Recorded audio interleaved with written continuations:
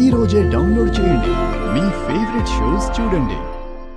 ఇంకా ఎవరు ఏం మాట్లాడకండి. జాతకం గలవారికే దక్కవలసిన ముక్కు పుడక నీ జాతకం కాని శౌర్యకు దక్కుతుందనే నమ్మకం నాకు కుదరడం లేదు వేద. మీరు కూడా అపశకున మాటలు మాట్లాడకండి తాతయ్య. నేను మీ మనవరాలే కదా. నాకు దక్కుతున్నందుకు మీకు బాధగా ఉందా ఏంటి? ఆస్తులు ఆభరణాలు నీ వాటాకి దక్కడం వేరమ్మా, ఇది వేరమ్మా. శ్రీకర్, నీ కళ్ళ ముందే ఇంత జరుగుతుంటే నువ్వు అభ్యంతరం చెప్పడం లేదు, తర్వాత బాధపడతావు. నేను అమ్మ నిర్ణయాన్ని గౌరవిస్తున్నాను. ఇంకా ఈ విషయం మీద వాదనలు అనవసరం. అమ్మా, నువ్వు పూజను మొదలుపెట్టు.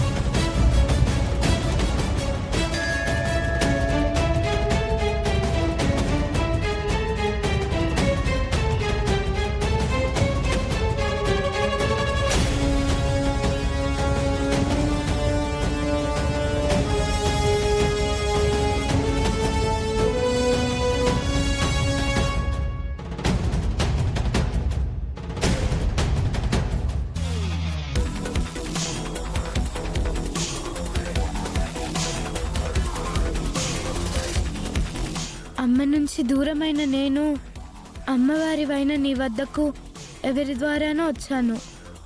నీ కళ్ళ ముందే పెరిగాను, నీ వద్ద ఎక్కువ కాలం గడిపాను. నా మొదటి అమ్మవి నువ్వే అనుకుంటున్నాను. అందుకే నీకు రోజు పూజలు చేస్తున్నాను, సేవలు చేస్తున్నాను, భక్తి శ్రద్ధలతో కొలుస్తున్నాను.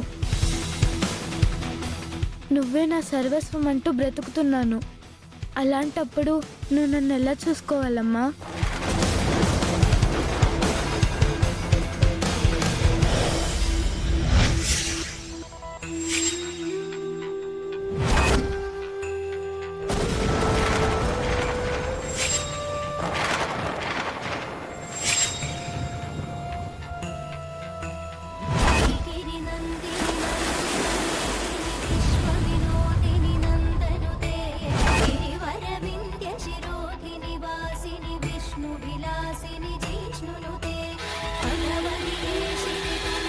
నన్నెందుకు కష్టపెడుతున్నావు?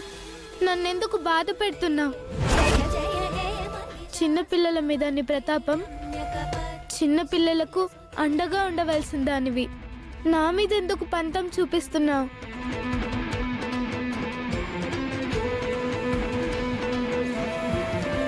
నేను అమ్మ దగ్గరికి చేరుకున్న తర్వాత నుంచి ఏనాడైనా అమ్మ సంతోషంగా ఉందా?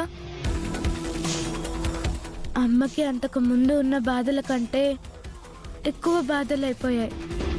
అందుకు కారణం నేనే కదా.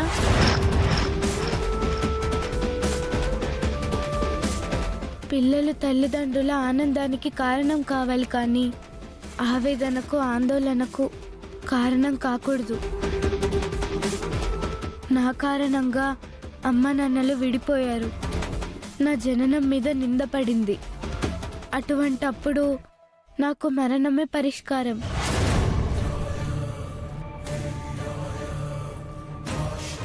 నేనంటూ లేకపోతే అమ్మకి ఎటువంటి సమస్య ఉండదు. నేను అమ్మకు శాశ్వతంగా దూరం అయిపోతేనే అమ్మ తన జీవితం తను గడపగలుగుతుంది. అందుకే నేను చచ్చిపోదాం అనుకుంటున్నాను.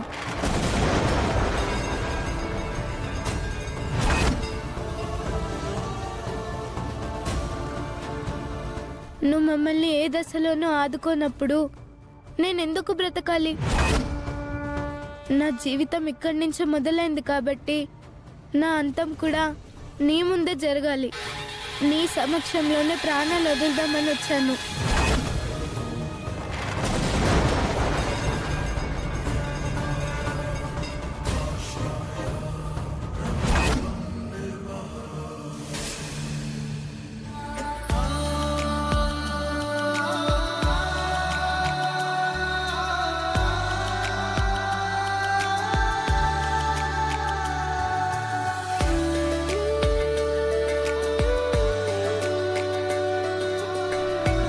అమ్మా, పూజని మరి పూజలాగా చేయకుండా షార్ట్ కట్ లా చేసామ్మా.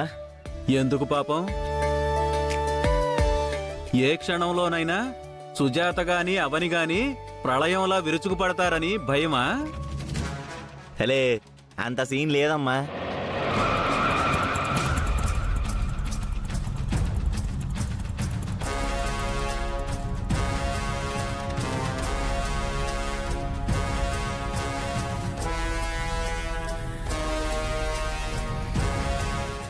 కుడి కన్ను ఎందుకు కదులుతుందబ్బా?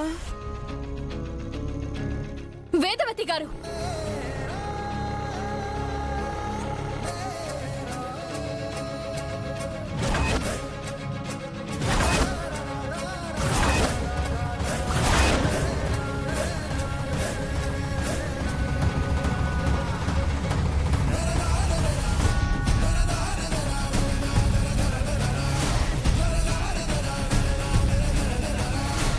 ఇంకా ఈ కార్యక్రమం ఆగిపోయినట్టే.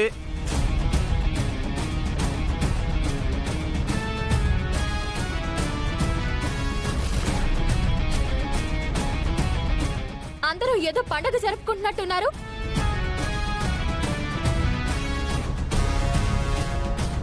తరతరాలుగా వస్తున్న ముక్కు పుడకను అత్తయ్య రూల్స్ బ్రేక్ చేసి మరీ శౌర్యకు అప్పజెప్పేస్తుందమ్మా.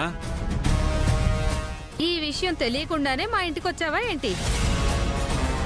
పెద్ద చొప్పనాతిలా మాట్లాడుతున్నావు. ఏదో రకంగా చెడగొట్టేద్దాం అనేగా వచ్చా? బయటికి పోయినా ఇక్కడున్న విలువైన వస్తువుల మీద ఆశ అయితే చావలేదు వీళ్ళకి. అవునే, మర్యాదగా నువ్వు ఇంట్లో నుంచి బయటికి నడు, లేదంటే నేనే నీ మెడ పట్టుకొని బయటికి గింటేస్తాను. అన్నయ్య, అలా అమర్యాదగా మాట్లాడుకో. ఎందుకు వచ్చిందో ముందు తెలుసుకొని మాట్లాడు. శుభకార్యం చెడగొట్టడానికే వచ్చింది. ఇంకెందుకు వచ్చింది? ముందు తనని మాట్లాడినవు వేదా.